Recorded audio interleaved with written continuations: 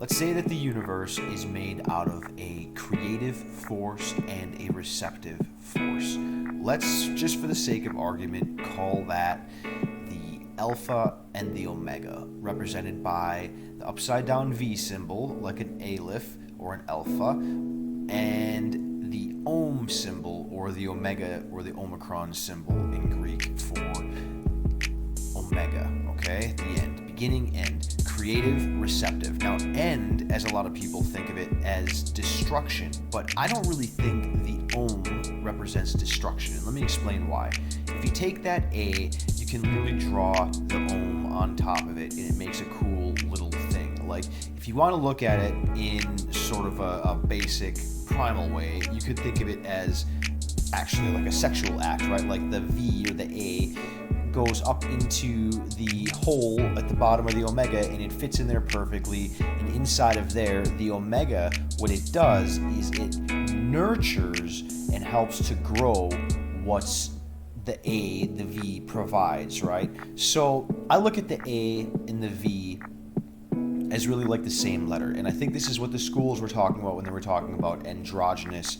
Okay, it's not about sexuality 100%. It's like only half that. Like, androgynous is also about fulfilling creative and nurturing roles in our co-creation universe, in our manifestation of reality, okay? It's about knowing that sometimes you have to be the receptor, sometimes you have to take someone's creative idea and help it to grow, and sometimes you have to be the person who creates the idea and lets another person receive it, okay? And that's creative and destructive energy, and that's an androgynous idea. It has nothing to do with sexuality. However, sexuality also is related to that idea, and so I think this is where they get confused. It's not the same, but it's clearly related, and I think they have crossover.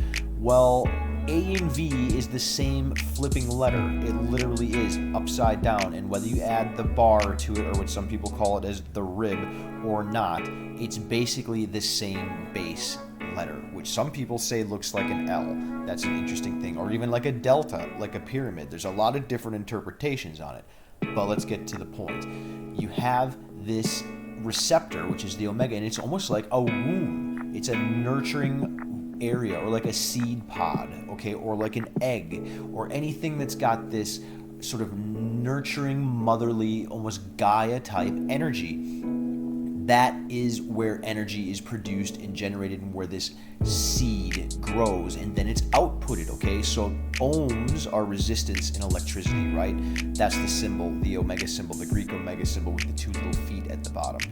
I'm telling you, those little feet, you can move them apart, farther away, and you can move them closer together to make the gap between the 2 feet either more difficult to enter or less difficult to enter, depending on what you want to do, and that creates resistance. That's just a physical, visual way that you can think about it. But think about that for a second. Depending on how much resistance there is, it's harder for the creative force, right, to get inside there and manifest anything at all. And that could be viewed as a lot of different things. It could be a situation, it could be a relationship, it could be a birth. But the point that I'm trying to make is that the omega, the end, as it's said biblically, that's like the canvas of the universe, and that's like the seed pod for every situation that we face.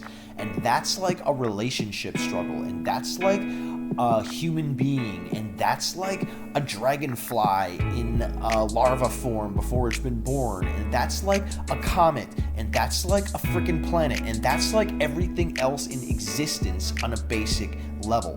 And you and I are effectively the switch, okay? We're the AV switch that goes back and forth in quote-unquote duality, and as we go inside this omega and create some production out of our output, and then it's outputted, like, that's outside of us, okay? That omega is basically the universe interacting with us, and there are certain things that happen in there which are out of our control, and certain things that happen which are in our control.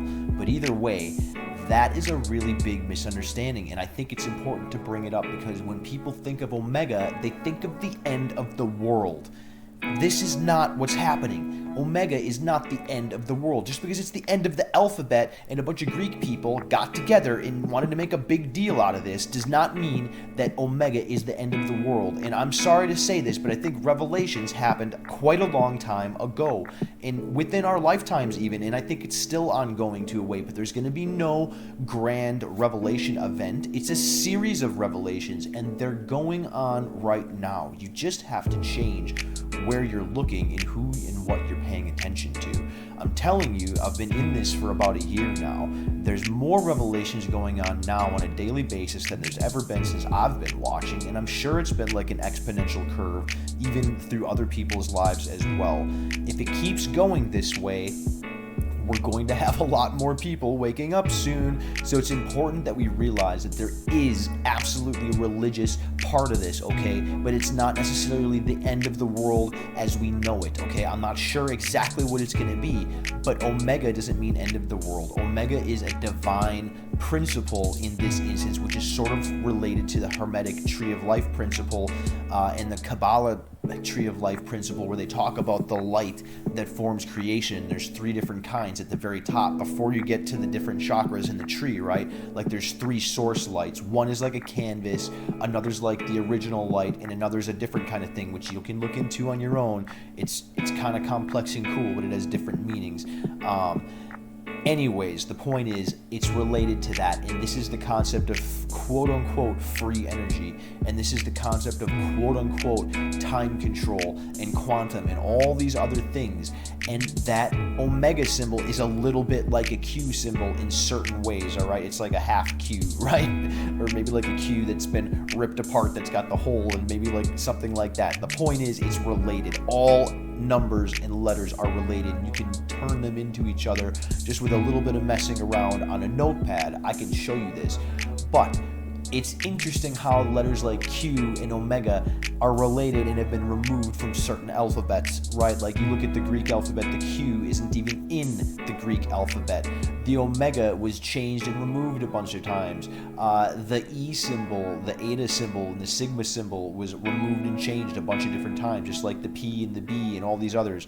And why this happens is very curious, but my point is that, guys, here we are. We're not gonna see some huge fireworks show necessarily. We're gonna see a series of smaller fireworks shows. That's what I believe, and I think we're all starting to realize that now. But it's encouraging to see everybody waking up faster, and I just wanted to say how proud I am of all of you guys, of how you're doing, sharing all this amazing information, sharing all this stuff, which honestly we know is kind of scary and a lot of people don't want to hear, but we're putting it out there anyways because we're bold and we don't give a crap, and we're like, done. It's time.